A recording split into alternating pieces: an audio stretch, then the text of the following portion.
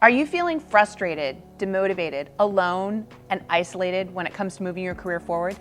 If you're feeling any of these things, then you've come to the right place. I'm JT O'Donnell, the founder of Workaday, and I'm here to tell you that career planning has changed a lot in the last 10 years. First, companies are no longer investing in employees. They're not helping them grow professionally. And second, in spite of all this new technology that was supposed to make it easier than ever for you to find a job and build your career, it's actually made it more confusing and even harder.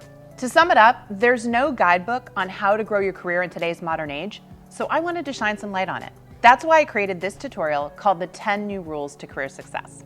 In the next 25 minutes, I'm going to break down for you how the workforce has evolved over the last 200 years and how that is directly impacting today's career climate and your ability to grow your career in it. Then I'm going to give you the 10 new rules that you can use to gain the confidence and direction you need in order to achieve your career goals. And after that, I'm going to break down 3 phases that you're going to go through to take yourself from someone who has no idea what they want to do next to somebody who has an incredible career game plan and is truly growing as a professional.